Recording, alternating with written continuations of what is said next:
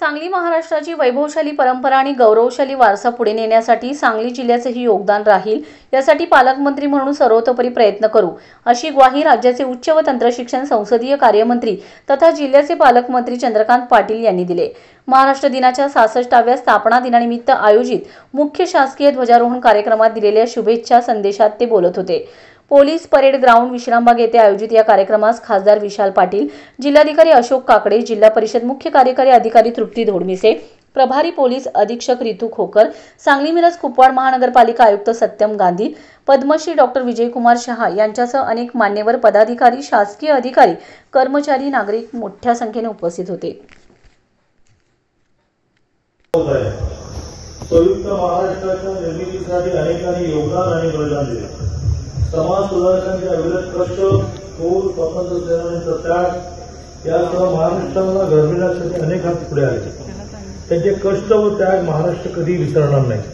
त्या सर्वांचे स्मरण करून या मंगल प्रसंगी त्यांना अभिवादन करतो।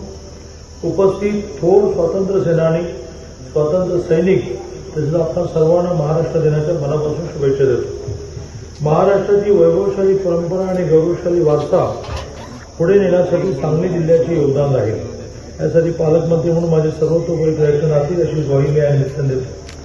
जिल्हा नियोजन समितीच्या निधीतून सन 2024-25 मध्ये जिल्ह्याच्या सर्वांगीण विकासासाठी अनेक वैशिष्ट्यपूर्ण व महत्वपूर्ण कामे हाती घेण्यात आली आहेत। चालू आर्थिक वर्षात 545 कोटी रुपयांची तरतूद केली आहे। गतिमानता अभियानाअंतर्गत मुख्यमंत्री देवेंद्र फडणवीस यांच्या सूचनेनुसार राज्य शासनाच्या प्रशासनिक विभागांसाठी 100 दिवसांचा कृती आराखडा कार्यक्रम सुरू आहे। जिल्ह्यातील सर्व शासकीय व निमशासकीय कार्यालये हा कार्यक्रम प्रभावीपणे राबवतात, त्यामुळे प्रशासनातील सर्वांच्या गुणवत्तेमध्ये निश्चितच वाढ होईल। या कार्यक्रमात महसूल विभागाने अनेक लोकाभिमुख उपक्रम हाती घेतले आहेत। तहसील स्तरावर 712 पुस्तके, फेरफार पुस्तके व हक्क नोंद संचिका संकलनाची मोहीम हातात घेण्यात आली।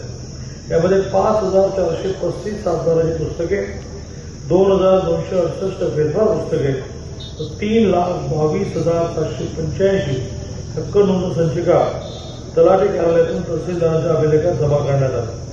त्यामुळे जुनी फेरफार व 712ची नक्कल तहसील कार्यालयात न्यायालयात मिळणे सुकर झाले आहे। लक्ष्मी मुक्ती योजनेतून स्त्रियांचे हक्क सुरक्षित करण्यासाठी 712वर सहधारक म्हणून पत्नीच्या नावाची नोंद घेण्याची कार्यवाही सुरू आहे। सांगली जिल्ह्याच्या पालकमंत्रीपदी माझी नियुक्ती झाली तेव्हा अंमली पदार्थाच्या तस्करीचे मोठे आव्हान उभे होते।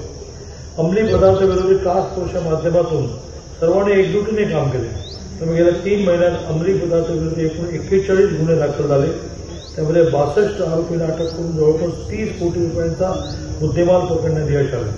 अंमली पदार्थांच्या आहारी गेलेल्या व्यक्तींना उपचारासाठी कायमस्वरूपी चिकित्सा व व्यसनमुक्ती केंद्र लवकर सुरू करत आहोत। प्रजासत्ताक दिनी जाहीर केल्याप्रमाणे खबऱ्यांना बक्षिसे देण्यात येत आहेत। अंमली पदार्थ विरोधी कारवाई, प्रबोधन व व्यसनमुक्ती यांच्या माध्यमातून सांगली जिल्ह्यातून अंमली पदार्थ संकटाचे लवकरच समूळ उच्चाटन होईल यासाठी कटिबद्ध आहोत।